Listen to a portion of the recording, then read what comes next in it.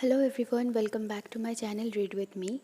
Today I have come with another short story from this collection called Grandma's Bag of Stories by Sudha Murty.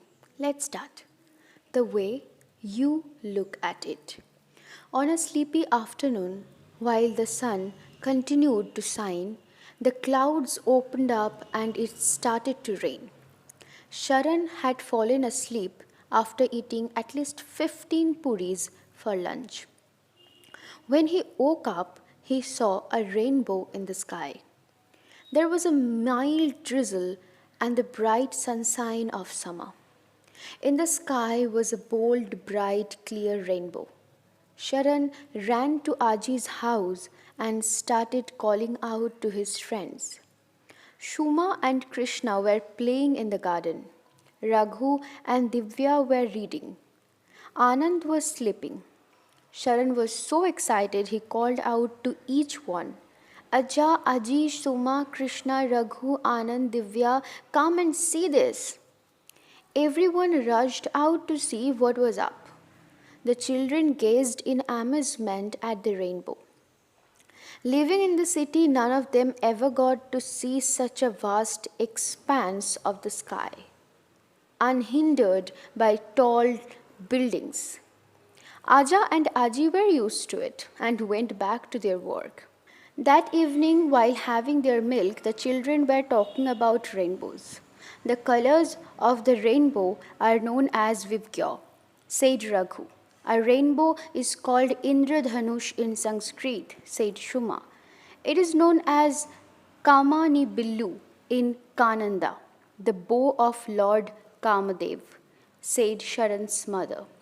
In the olden days, if the sun and rain came together, we used to say it is a Flox's wedding and all of us have to go on the rainbow to reach the wedding, said Aji.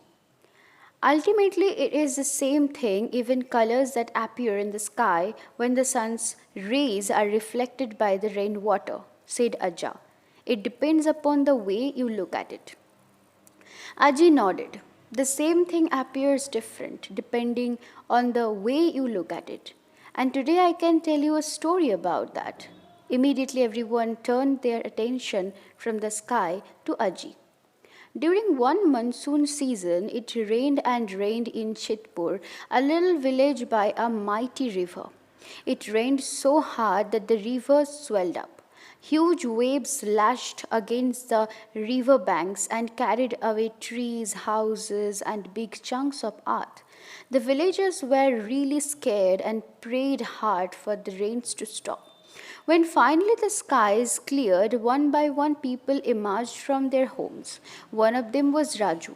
He walked down to the riverside. There he saw something that made him rub his eyes in disbelief.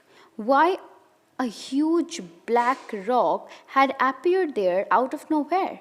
And what was more, the rock looked exactly like the head of Ganesha, the god with the elephant head. Raju immediately prostrated himself in front of the rock. Ganesha not only heard our prayers and made the rains go away, he has come himself to protect us. Raju shouted to no one in particular. I must tell everyone about this. He yelled and ran back to the village to shape the news. Next came Chetan, the sculptor. He had spent so many days cooped up in his house waiting for the rains to stop. Now he was glad to be out in the open and was thinking of his next piece of work. Suddenly he caught sight of the new rock by the river. It was just the right color, worn smooth with age and river water. It was perfect for the scene he wanted to grave. Giving a whoop of joy, he ran home to gather his carving tools. Just as he turned the corner, a merchant came by on his horse. The animal was thirsty and he stopped he stopped there for it to have a drink of water from the river. He too spotted the stone. What a big stone, he remarked, and it is nice and smooth and flat. Let me sit for a while on it and rest. After enjoying a nice rest on the rock, the merchant decided he would tell his friends about it. They were traveling together, and all of them would be thrilled to be able to sit there for some time by the river. He went off to find his friends. Just then, Ajit, a soldier, came on his horse. He got down and washed his face. While his horse was drinking water, he was looking around, and the same stone caught his attention. He was surprised and said to himself, "What a huge stone on the river bed! Maybe I should get it removed so that so that in an emergency it shouldn't become a hindrance on the road. Our army can march better if such obstacles are not there. I must inform my commander." Thinking so, he rushed back to his camp to talk to his commander.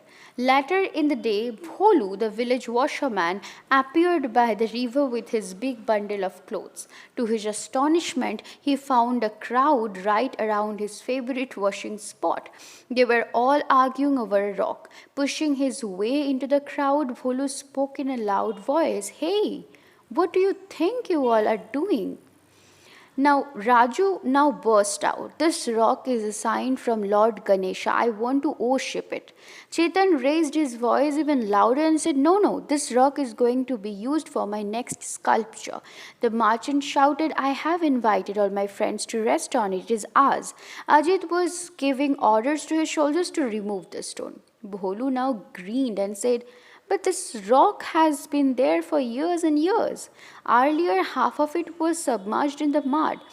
Now, with the rains, the mud has got washed off, and you are seeing more of it.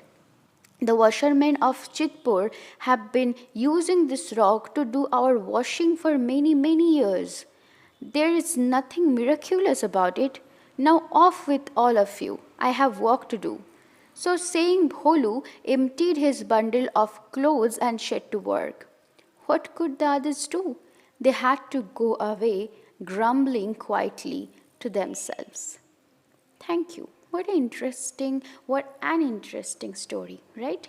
So, if you like this story, don't forget to give it a thumbs up and do subscribe to my channel if you were if you like to listen such stories afterwards.